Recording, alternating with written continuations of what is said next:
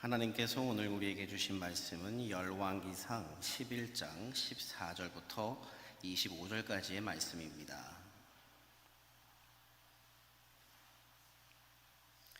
구약성경 532면에 있는 열왕기상 11장 14절부터 25절까지의 말씀을 저와 여러분이 교독하시고 마지막 25절은 합독하겠습니다.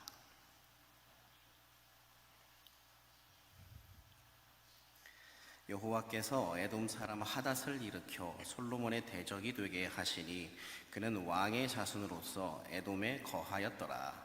전에 다윗이 에돔에 있을 때에 군대 지휘관 요압이 가서 죽임을 당한 자들을 장사하고 에돔의 남자를 다 쳐서 죽였는데, 요압은 에돔의 남자를 다 없애기까지 이스라엘 무리와 함께 6달 동안 그곳에 머물렀더라. 그때 하닷은 작은 아이라 그의 아버지 신하 중 에돔 사람 몇몇과 함께 도망하여 애굽으로 가려 하여 미디안을 떠나 바란에 이르고 거기서 사람을 데리고 애굽으로 가서 애굽 왕 바로에게 나아가매 바로가 그에게 집과 먹을 양식을 주며 또 토지를 주었더라. 하닷이 바로의 눈앞에 크게 은총을 얻었으므로 바로가 자기의 처제 곧 왕비 다브네스의 아우를 그의 아내로 삼음에 다브네스의 아우가 그로 말미암아 아들 그누밧을 낳았더니 다브네스가 그 아이를 바로의 궁중에서 젖을 떼게 하매 그누밧이 바로의 궁에서 바로의 아들 가운데 있었더라. 하닷이 애굽에 있어서 다윗이 그의 조상들과 함께 잔 것과 군대 지휘관 요압이 죽은 것을 듣고 바로에게 아뢰되 나를 보내어 내 고국으로 가게 하옵소서. 바로가 그에게 이르되 내가 나와 함께 있어 무슨 부족함이 있기에 내 고국으로 가기를 구하느냐. 대답하되 없나이다. 그러나 아무쪼록 나를 보내옵소서 하였더라. 하나님이 또 엘리아다의 아들 르손을 일으켜 솔로몬의 대적자가 되게 하시니 그는 그의 주인 소바왕 하닷 에셀에게서 도망한 자라. 다윗이 소바 사람을 죽일 때에 르손이 사람들을 자기에게 모으고 그 무리의 괴수가 되어 다메섹으로 가서 살다가 거기서 왕이 되었더라. 솔로몬의 일평생에 하닷이 끼친 환난 외에 르손이 수리아 왕이 되어 이스라엘을 대적하고 미워하였더라. 아멘. 할렐루야. 오늘도 귀한 이 수요 예배에 나와 주님을 찬양하며 경배한 모든 분들에게 하나님의 특별한 은혜와 바라고 원하는 기도 응답의 복이 부어지게 되기를 간절히 축복합니다. 참 오랜만에 또 수요 예배 가운데 이렇게 열왕기 말씀을 여러분과 나누는 것 같습니다. 지난 4월 3일에 말씀을 통해서 우리가 솔로몬의 타락을 함께 살펴보았고 오늘은 그런 솔로몬을 치시는 하나님의 도구들이 나타납니다. 이 말씀을 함께 나눌 때에 말씀 가운데 살아 역사하시는 하나님을 만나게 되시기를 간절히 축복합니다. 계속해서 하나님을 높여 찬양하고 하나님만 경배하고 경외할 줄 알았던 이 솔로몬은 이방 여인과 결혼하게 됨으로 말미암아 패망의 길로 접어들게 됩니다. 솔로몬이 이방 여인과 결혼하게 되고 그 여인들이 가지고 온 우상으로 인해 하나님이 가장 싫어하시는 우상 숭배의 죄를 짓게 되죠. 하나님을 경외하지 않는 그는 이제 선한 왕, 지혜의 왕이 아닌 악한 왕입니다.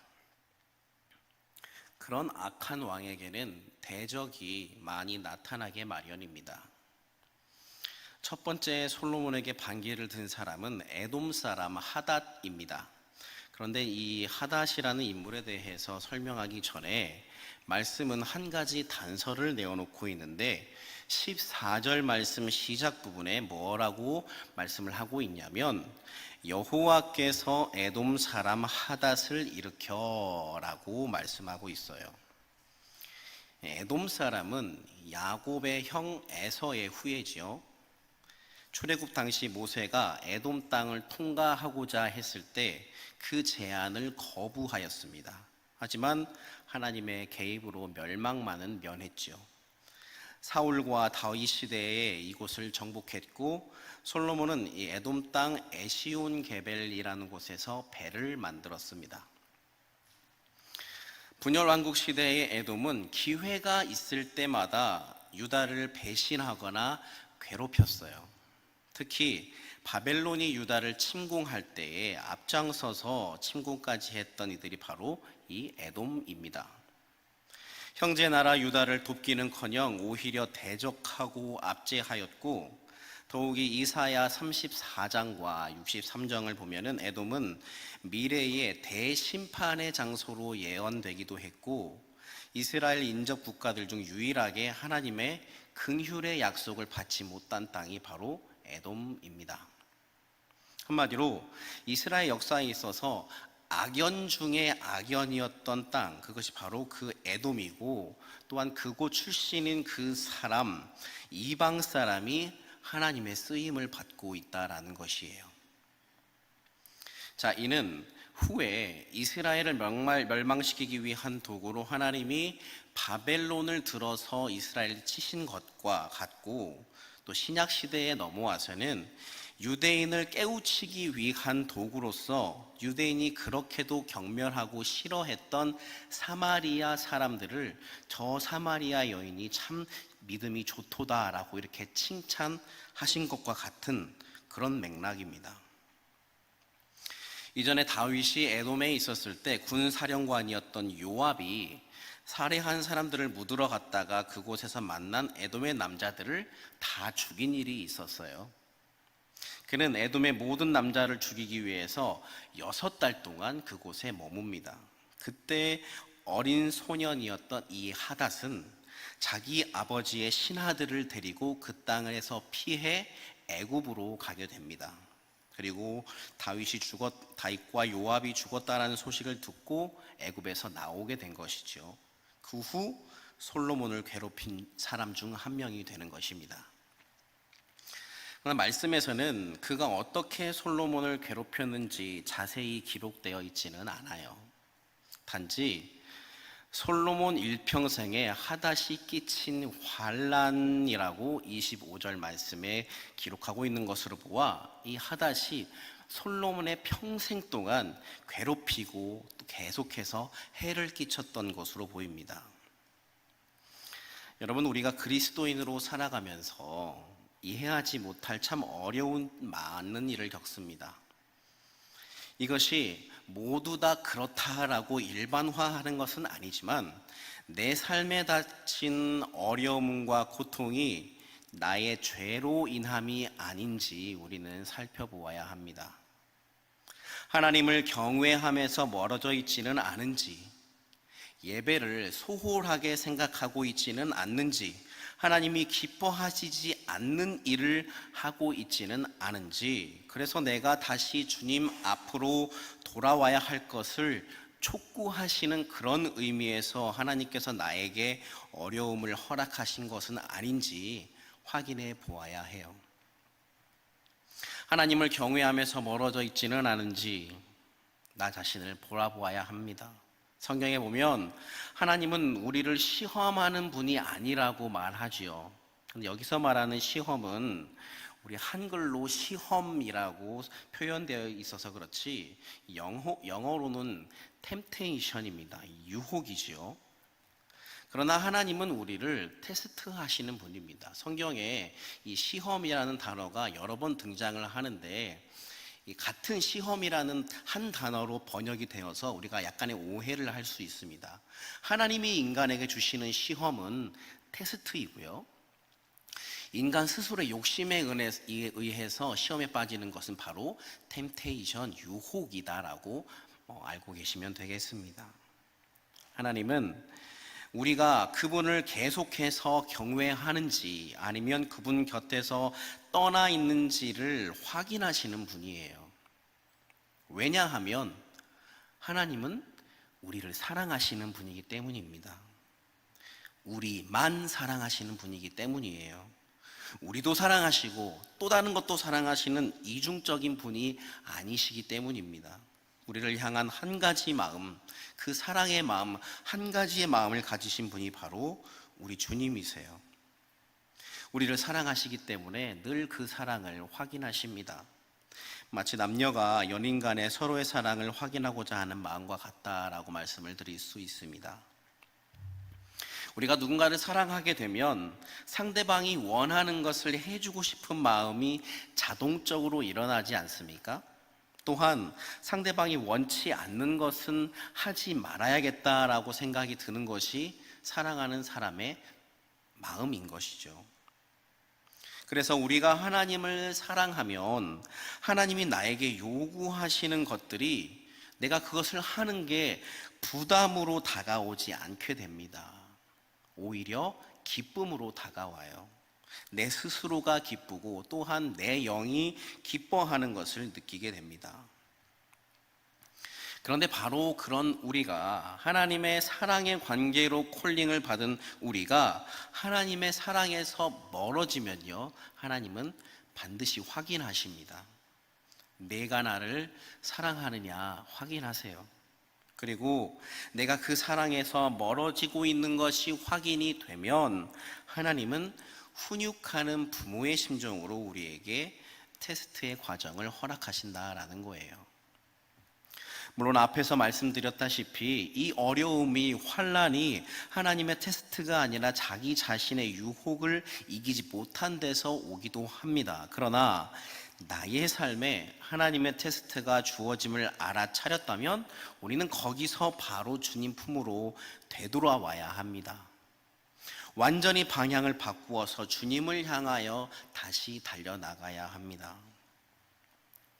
우리가 소위 말해 정신 차리지 못하면 하나님은 하루라도 더 빨리 내가 정신 차리게끔 나에게 어려움을 주실 겁니다. 여러분, 분명히 말씀드릴 수 있는데 하나님의 채찍은 결코 가볍지 않습니다. 하나님의 징벌은 결코 쉽지 않아요. 하나님께서 죄의 길에서 방황하고 있는 내가 정신 차리게 하기 위해서 허락하시는 이 사랑의 벌은 결코 가볍지 않습니다. 예전에 어떤 한 집사님이 이런 말씀을 하시더라고요. 이분 고향이 호남 지역이기 때문에 우리 교회에 계신 분이 아닙니다. 굳이 찾으려고 하지 마십시오. 이분 고향이 호남 지역이기 때문에 사투리가 구수한 말로 이렇게 표현하셨어요. 어이 아문기 집사, 아직도 교회 안 나고 뭐든가? 좋게 이야기할 때 빨리 나와잉. 그러다가 하나님한테 한 대 콱 맞고 끼대 나오지 말고잉. 하나님한테 맞으면 겁나 아파잉. 여러분 옆에 계신 분에게 한번 말씀해 주십시오. 하나님한테 맞으면 아파잉. 네. 하나님이 우리에게 어려움을 허락하시는 이유는 하나님이 우리를 사랑하지 않아서가 아니지요. 우리를 지극히 사랑하시기 때문입니다. 혹여 내 인생에 이해되지 않는 어려움이 찾아왔다면, 그리고 그것이 하나님으로부터 멀어짐으로 인해 발생된 것이라면 속히 주님께로 되돌아가는 우리가 될 수 있기를 예수 그리스도의 이름으로 간절히 축복합니다. 우리 주님은 기다려주시는 분이에요. 항상 기다려주십니다. 자, 하나님을 떠난 솔로몬을 대적하는 자가 오늘 말씀에 한 명 더 등장합니다. 그의 이름이 무엇입니까? 르손. 한번 따라해 주시겠습니까? 르손. 네, 혹시 성경을 가지고 계신 분은 23절 말씀에 엘리아다의 아들 르손이라고 써여진 이 표현에 동그라미를 해주시면 좋을 것 같습니다. 먼저 이 르손이라는 사람에 대해서 설명을 드리기 전에 그의 아버지였던 이 엘리아다라는 사람에 대해서 좀 설명을 드릴 필요가 있을 것 같아요. 이 엘리아다라는 이름의 뜻은 하나님이 그를 보호하심입니다. 또한 다윗이 수도를 예루살렘으로 천도 후에 낳은 아들이고요.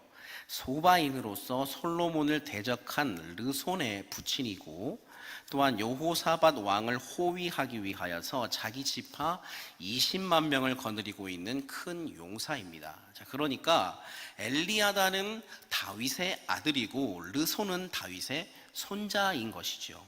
자, 그런 르손이 배다른 형제 이 솔로몬에게 반기를 들어서 그를 괴롭게 하였다라는 겁니다. 다윗이 소바 사람들을 죽일 때에 그는 사람들을 모으고 그 모은 무리의 두목이 되어서 다메섹으로 가서 살다가 그곳을 다스리는 왕이 되었습니다. 우리가 읽은 말씀 25절 말씀을 우리 같이 읽었는데요. 이 말씀이 우리가 개역개정 성경의 표현으로는 조금 와닿지가 않는데 이 새번역 성경에는 이렇게 표현하고 있습니다. 한번 말씀을 눈으로 읽으시기 바랍니다. 르손은 솔로몬의 일생 동안에 이스라엘의 대적자가 되었다. 그렇지 않아도 솔로몬은 하닷에게 시달리고 있었는데 엎친 데 덮친 격으로 르손에게도 시달렸다. 르손은 시리아를 다스리는 왕이 되어서 계속하여 이스라엘을 괴롭혔다. 자, 솔로몬 입장에선 그렇지 않아도 하닷이 자신을 괴롭게 하고 있는데 엎친 데 덮친 격으로 르손까지 자신을 괴롭게 하고 있는 것이었어요. 자, 그리고 무엇보다 중요한 점 23절 말씀에서 우리가 눈여겨보아야 할 표현이 하나 있습니다. 23절의 시작이 어떻게 되고 있습니까? 하나님이 하나님이 재차 이런 뜻이잖아요. 자, 그렇다면 하나님이 처음에 하닷을 일으켜서 이 하닷으로서 하닷이 솔로몬을 대적하게 하셨는데 하나님이 또 엘리야다의 아들 르손을 일으키셨다라는 것은 솔로몬이 하닷을 통해서 정신을 차렸다라는 뜻입니까? 정신을 차리지 못했다라는 뜻입니까? 정신 차리지 못했다라는 뜻이죠. 하나님께서 솔로몬을 사랑하셨기 때문에 하닷과 르손을 일으켜서 솔로몬을 괴롭게 하셨어요. 솔로몬이 정신 차리게끔 하셨어요. 하지만 솔로몬은 그럼에도 불구하고 정신 차리지 못하고 있습니다.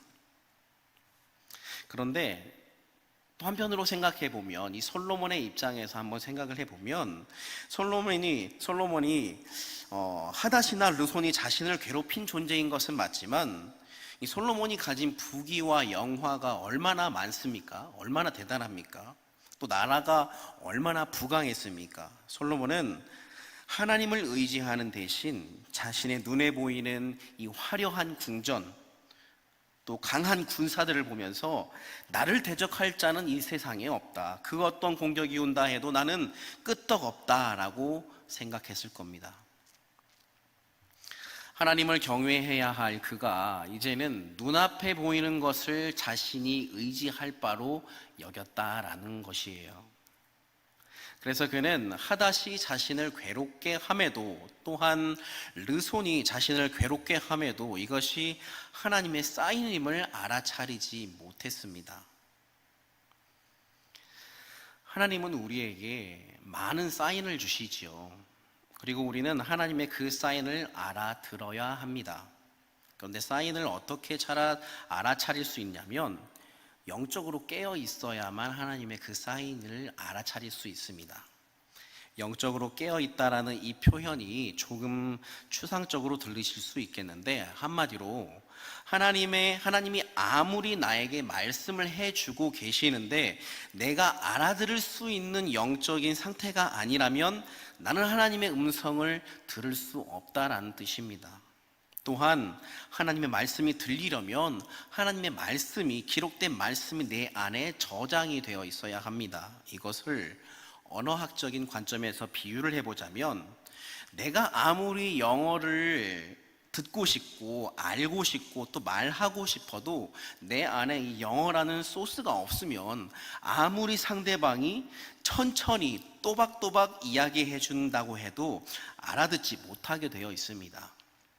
내가 이 애플이라는 단어를 알고 그것이 어떻게 소리나고 어떻게 발음되어지는지를 알고 있어야 상대방이 애플 했을 때 저거 지금 사과를 이야기하는구나 라고 알아들을 수 있는 것과 같은 이치라는 거죠.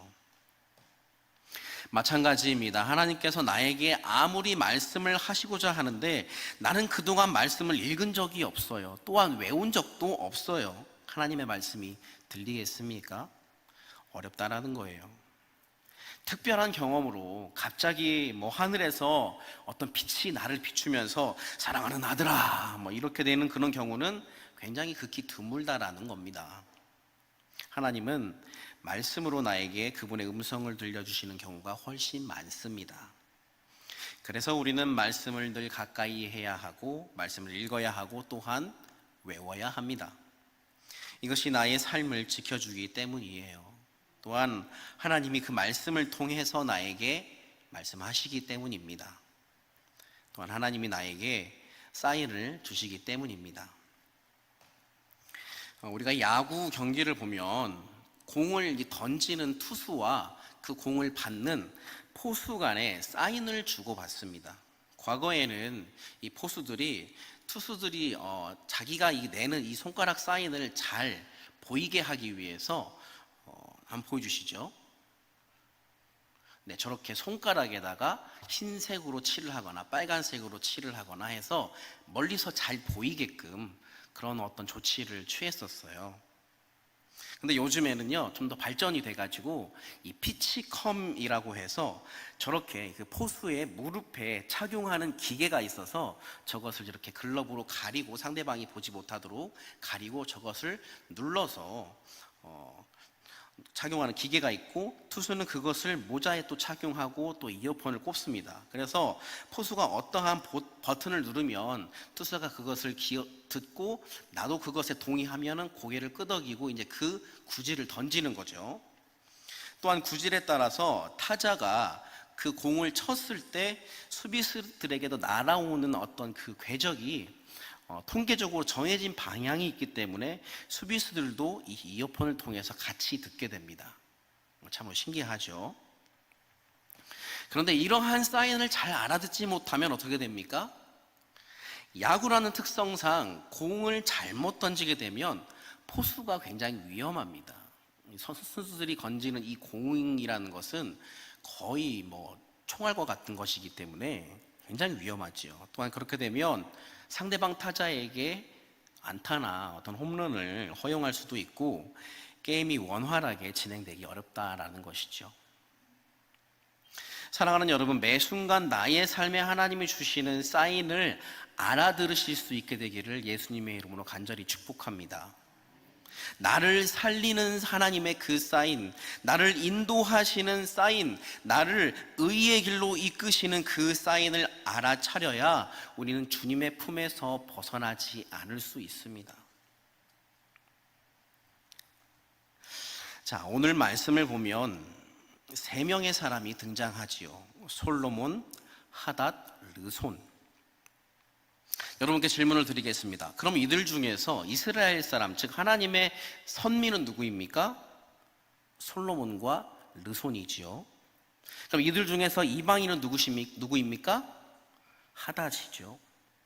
자, 그렇다면 이들 중에서 지금 오늘 본문에 기록된 이 지금 하나님의 쓰임을 받는 자는 누구입니까? 하닷과 르손이지요. 그럼 반대로 하나님의 쓰임을 받지 못하는 자가 누구입니까? 솔로몬입니다. 자, 그런데 이번에는 이전에 우리는 오늘 본문에서 타락해버린 이 솔로몬을 바라보고 있는데, 우리가 이전에 타락하기 전에 솔로몬의 모습으로 저와 여러분이 잠깐 한번 돌아가 보도록 하겠습니다. 하나님을 사랑했던 솔로몬, 하나님을 경외하고 하나님의 말씀을 듣기 위해 노력하고 하나님의 뜻을 구했던 그 솔로몬, 스스로를 작은 아이라고 낮추어 말하면서 하나님께 듣는 마음을 구하고 하나님께 1000번의 제사를 드리기에 아끼지 않았던 그 솔로몬, 그때의 솔로몬으로 잠깐 돌아가 볼게요. 자, 그때의 솔로몬과 하닷과 르손이 있습니다. 자, 그럼 이때에 하나님의 쓰임을 받는 자는 누구입니까? 솔로몬이죠. 하나님의 역사의 도구로 사용받던 자는 누구입니까? 솔로몬이죠. 그런데 지금 오늘 본문에서 하나님의 역사의 도구로 사용받는 자는 누구예요? 하닷과 르손입니다. 솔로몬이 아니라는 거예요. 이것이 바로 오늘 말씀의 핵심입니다. 겉으로 보기에 솔로몬은 대단한 부귀와 영화를 가졌어요. 그 누구도 침공하지 못할 막강한 국방력도 가지고 있습니다. 허나 그에 반해 하닷과 르손은 어떻습니까? 솔로몬에 비할 바가 아니지요. 하지만 정작 하나님께 쓰임을 받고 있는 자는 누굽니까? 하닷과 르손이다라는 사실입니다. 아무리 인간의 눈에 대단한 무소불위의 권력을 가졌다고 해도 하나님의 손을 떠난 자에게는 미래가 없어요.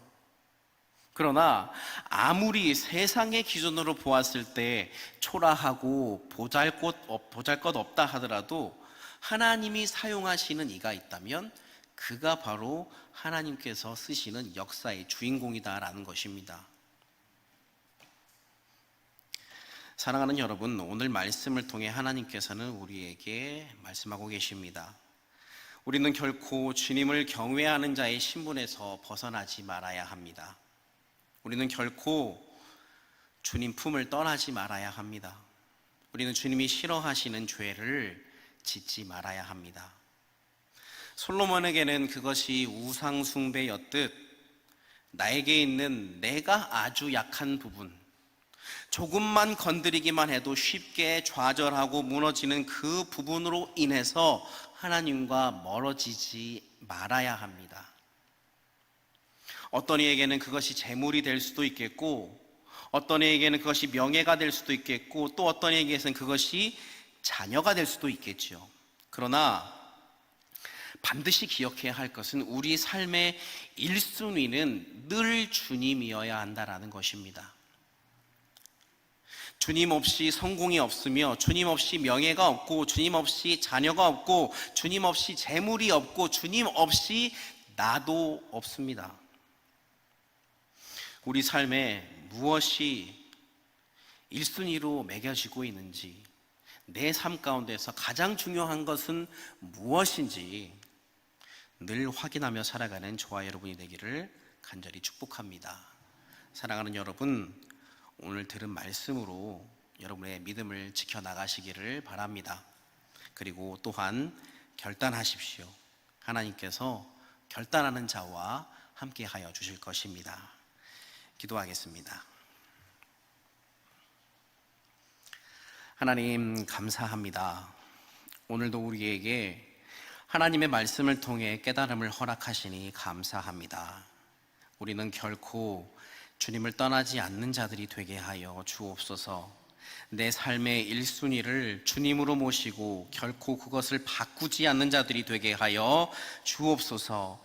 아무리 세상이 인정한다 하여도 하나님이 인정하시지 않으면, 하나님 곁을 떠났다면 그 인생은 어두움 가운데 머물 뿐이고, 아무리 세상이 등한시한다 하여도 주님이 인정하시면 그 인생은 빛 가운데로 걸어가게 될 줄 믿습니다. 오늘도 말씀을 통해 나 자신의 삶을 결단하오니 주님, 이 결단 가운데 함께하여 주셔서 삶 가운데 말씀을 온전히 지켜나갈 수 있는 믿음과 용기와 힘을 허락하여 주옵소서. 주님께만 그렇게 해달라, 그렇게 할 수 있도록 해달라 조르는 어린아이와 같은 신앙인이 아닌 나 스스로 주님께 약속하고 결단한 것을 최선을 다해 지켜내며 살아가는 믿음 있는 자가 되게 하여 주옵소서. 하나님, 세상이 참으로 혼탁합니다. 세상이 얼마나 혼탁한지 그 혼탁함이 우리 그리스도인들 안에도 스며들고 있습니다. 이 혼탁한 세상을 살아가는 우리에게 가장 필요한 것은 주님이며, 또한 주님을 향한 흔들리지 않는 믿음인 줄 믿습니다. 바라옵기는 우리에게 날마다 믿음을 더하여 주옵소서. 그래서 이 시대에 진정으로 주님을 찾고 바라는 바른 신앙인의 삶을 살아가게 하여 주옵소서. 진리의 영이신 예수 그리스도의 이름으로 기도합니다. 아멘.